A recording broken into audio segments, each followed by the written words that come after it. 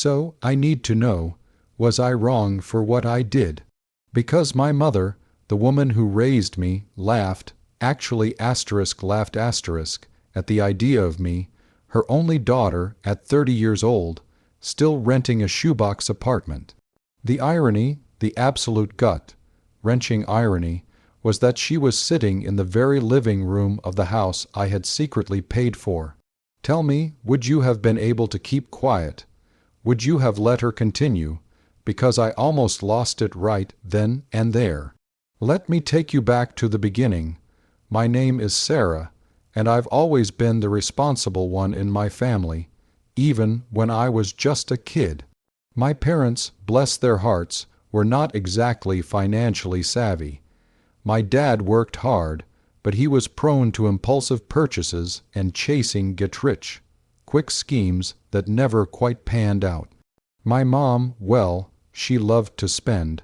She had an expensive taste and believed that appearances were everything. From a young age, I understood that money was a source of constant stress in our household. Arguments about bills, overdue notices, and maxed-out credit cards were the soundtrack to my childhood. I vowed that I would never live like that. I was a good student, always had my head in books, and I worked part-time jobs all through high school and college. Every penny I earned, I saved. While my friends were out buying new clothes or going to concerts, I was squirreling away money, driven by an almost primal fear of ending up in the same financial mess as my parents. My dream, my absolute driving ambition, was to own my own home, a place where I wouldn't have to worry about rent increases or landlords, a sanctuary I had built for myself. My parents, of course, had their own ideas about my future. They constantly reminded me of my duty to them, how much they had sacrificed, and how I should be helping them out. "You'll make good money, Sarah," my mom would say, "and then you can help your old mom and dad retire comfortably." It wasn't a request, it was an expectation. After I graduated college with a degree in finance, I landed a really good job at an investment firm. I was thrilled, not just for the career opportunity, but for the financial independence it promised. I started aggressively saving, living well below my means. I rented a tiny studio apartment, drove an old, beat-up car, and cooked most of my meals at home. My parents, however, saw my success as their personal ATM. They started asking for money almost immediately for car repairs, for medical bills, for just a little extra to get by. At first, I was happy to help. They were my parents, after all, but the requests became more frequent, and the amounts grew larger. It became clear that they weren't trying to get back on their feet. They were just relying on me to bail them out of their chronic overspending. One day, about 5 years into my career, my mom called me, distraught. "Sarah," she wailed, "your father and we're losing the house." Their mortgage, which had always been a struggle, had become completely unmanageable. They were facing foreclosure. My childhood home, the place where I had grown up, was about to be taken away. I felt a pang of genuine sorrow and panic. Despite all their flaws, they were still my parents, and it was still my home. I asked them what they planned to do. They had no plan, they had no savings, no other options. They expected me to fix it. I spent sleepless nights agonizing over what to do. I had a significant amount of savings at this point, enough for a substantial down payment on a house of my own, the house I had been dreaming of for years. But if I used that money to save theirs, my dream would be shattered, at least for the foreseeable future. I also knew that if I just paid off their mortgage, they would likely fall back into the same patterns. I couldn't just throw good money after bad. I decided on a compromise, one I thought was smart and would protect my own future while still helping them. I found a smaller, more affordable house in a decent neighborhood, not too far from their old one. It was a fixer-upper, but it had potential. My idea was to buy that house, pay for it outright with my savings, and let them live in it rent-free, as long as they covered the utilities and property taxes. This way, they would have a home, I would own an asset, and I wouldn't be enabling their bad spending habits by giving them cash directly. I presented this plan to them. My mom was initially thrilled. "Oh, Sarah, you're a lifesaver," she exclaimed. My dad was more reserved but grateful. They moved into the house, and I spent my weekends cleaning and doing minor repairs to make it more comfortable for them. I paid for everything, from the closing costs to the new appliances. To keep them from feeling like they were living in my house, and to give them a sense of ownership, which I hoped would encourage them to take care of it, I told them I was just a silent investor, someone who had helped them secure the loan. I made up a whole story about how I knew a guy, a mutual friend, who was willing to help them out, and that I was just facilitating the arrangement. They bought it hook, line, and sinker.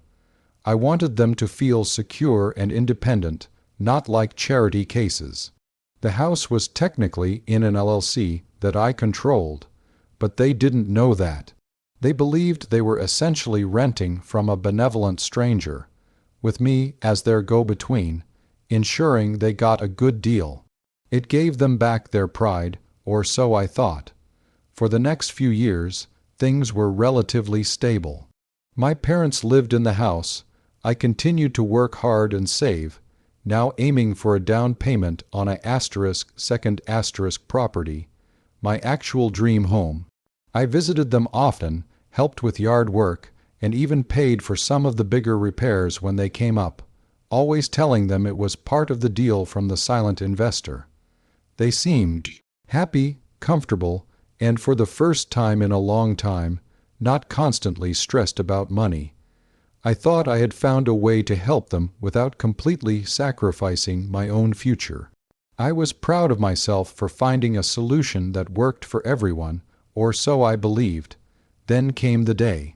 My mom had invited me over for Sunday dinner.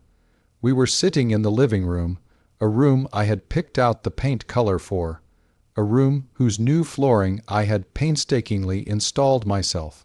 The conversation drifted, as it often did, to my life, specifically my lack of homeownership. I was 30 now, and still renting my small studio apartment. I was doing it strategically, continuing to save aggressively for my own home, but they didn't know that. They just saw a single woman, seemingly treading water. "You know, Sarah," my mom began, her voice dripping with a mix of concern and thinly veiled judgment, "it's a shame you haven't bought a place yet. All your cousins, they're all homeowners by now. You're so smart, so successful, but you're still renting." She shook her head, a sigh escaping her lips. "I mean, 30 years old and still renting a shoebox. It just doesn't look good." Then she laughed. Not a sympathetic laugh, but a small, dismissive chuckle, as if the idea of me renting a small apartment at my age was utterly ludicrous and slightly embarrassing for her. So that's the situation I was in, and I had to make a choice. Before I tell you what happened next, I want you to pause and comment below what you would have done in my shoes. Would you have confronted her right then and there? Would you have just bitten your tongue and let it go? Or would you have revealed the truth about the house? The laugh echoed in my ears, cutting me deeper than any angry word ever could have. It wasn't just the words, it was the entire implication. That I was a failure, that I hadn't lived up to my potential, that I was less than others, all while she sat comfortably in a home I had provided. My blood ran cold, then hot with a righteous fury. I felt a tremor run through me, a primal urge to scream the truth at her. But then a colder, more calculated part of my brain kicked in. I looked around the living room, at the furniture they had picked out, at the framed family photos on the mantel, at my mother's smug expression. This wasn't just about her insult. It was about years of their financial irresponsibility, their endless demands, their complete lack of appreciation for everything I had done. I took a deep breath, forcing a calm I didn't feel. "Mom," I said, my voice surprisingly steady, "do you remember when you and Dad were about to lose your old house?" She nodded, a shadow passing over her face for a moment before the dismissive look returned. "Of course. Horrible time. And do you remember how desperate you were?" I continued, pressing, "how you had no other options, nowhere to go." She shifted uncomfortably. "Well, yes, but we managed, didn't we? Thanks to that nice man you found." I smiled, a small, tight smile that didn't reach my eyes. "That nice man didn't just find this house for you, Mom. He bought it, paid for it outright, and he lets you live here rent-free, as long as you cover the utilities and taxes, right?" "Yes, exactly," she said, still missing the point, still proud of the deal she was getting. "Such a blessing. It was a blessing, Mom," I said, my voice rising slightly, "but it wasn't from a nice man. It was from me." Her face went blank. Her smile faltered. My father, who had been quietly reading the newspaper, slowly lowered it, his eyes wide. What are you talking about, Sarah?" My mom stammered, her voice suddenly small. "I'm talking about this house, Mom," I said, sweeping my hand around the room. "This shoebox of a house that you're sitting in, I bought it with my savings, every single penny. There was no nice man. There was just me, your daughter, who pulled you out of foreclosure, who ensured you had a roof over your head, who sacrificed her own dream of homeownership for years so you wouldn't be homeless."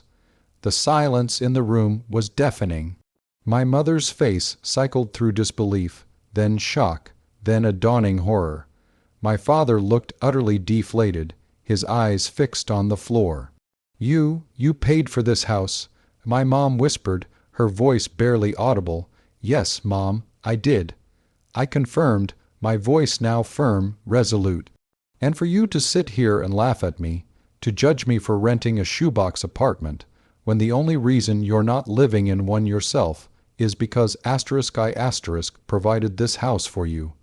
That's beyond insulting. That's a betrayal." Tears welled up in my mother's eyes. Not tears of remorse, I realized later, but tears of embarrassment, of her carefully constructed facade crumbling. "How could you lie to us, Sarah?" she choked out, completely deflecting. "Lie, Mom, I didn't lie to you.